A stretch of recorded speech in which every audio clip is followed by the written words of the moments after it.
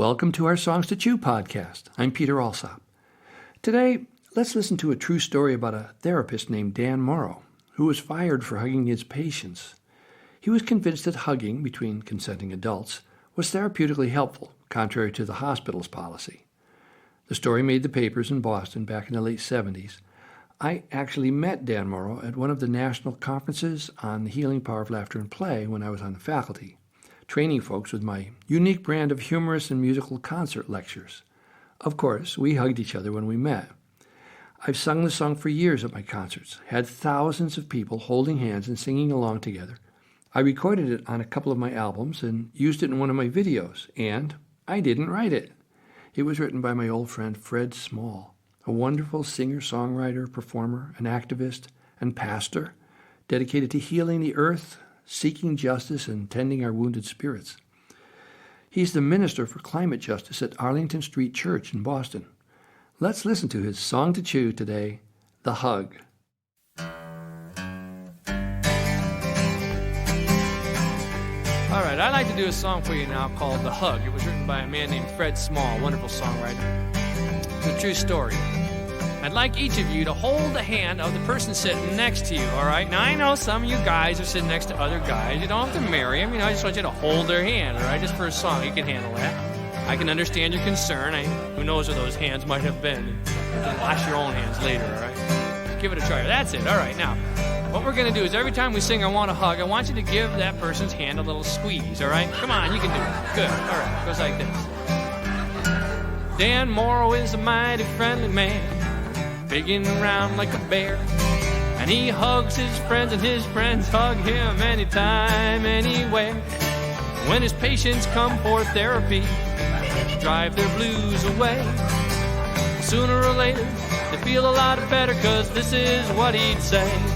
I want a hug when we say hello. I want a hug when it's time to go. I want a hug cause I want you to know that I'm awfully fond of you. Can you sing and hug? Come on, I want a hug. Now, if you please, I want a hug. I want to feel you squeeze. Good, I want a hug. Well, it certainly seems like the natural thing to do.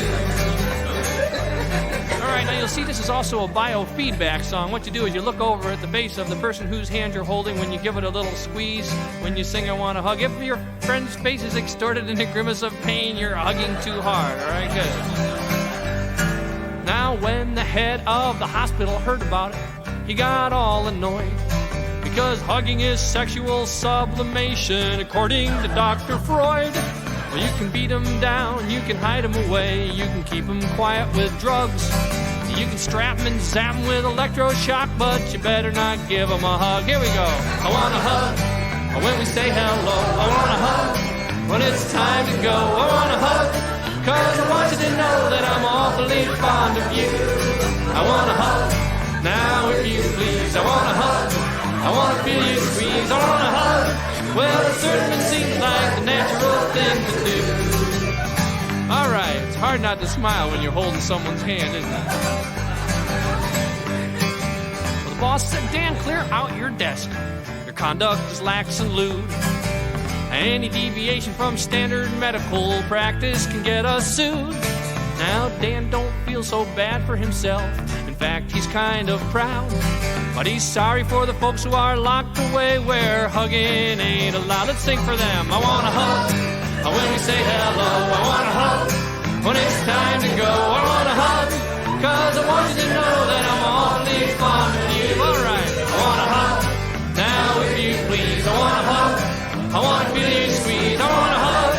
Well, it certainly seems like the natural thing to do. One more time. I want a hug when we say hello. I want a hug when it's time to go. I want a hug cause I want you to know that I'm awfully fond of you. All right, I want a hug. Now, if you please, I want a hug. I want to feel you squeeze. I want a hug. Well, it certainly seems like the natural thing to do.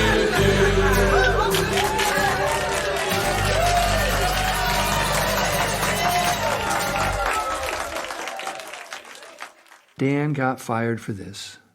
Human feelings are often discounted in our businesses, our places of work, and our institutions, our churches and mosques and temples, our hospitals and schools and universities.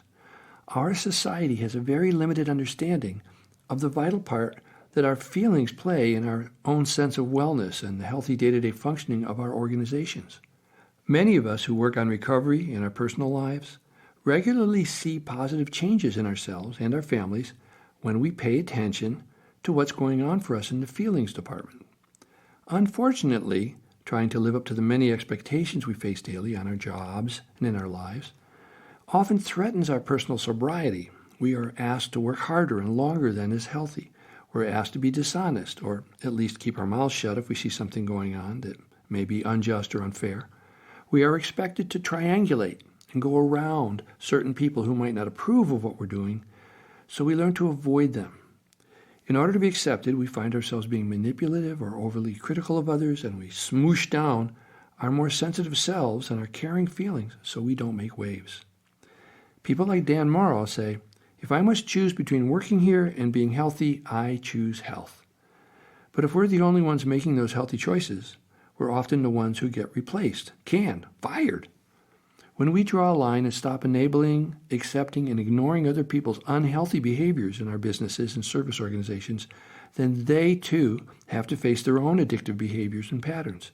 That's why Dan Murrow got fired. Of course, we know that guidelines about not hugging your patients are set up because frequently people with power disregard how touching is a very potent physical practice that can be used to define and delineate and push the delicate power imbalances that exist between people. If you're interested in learning more about this, check out Ann Wilson Schaef's book, The Addictive Organization. Ellen Bass, the author of The Courage to Heal, suggests that there are many needy therapists who inappropriately ask for hugs from their already vulnerable patients or clients. Many people have been sexually or physically abused by someone in a more powerful position. Therapists need to take care of our own hugging needs outside of our practice. What I've heard about Dan Murrow is that he would always ask others if they would like a hug before hugging someone. He was interested in working to break down some of the stigma associated with caring touch as a therapeutic aid in a trusting relationship.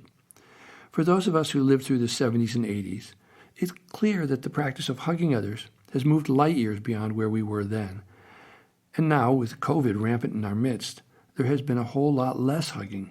And even so, we still see examples of people with power who touch physically, often cluelessly or inadvertently, in ways that clearly demonstrate the inequities that exist between the toucher and the touchee. It was difficult for my dad and the men in his generation to hug other men because of the stigma of homophobia and not wanting to appear gay.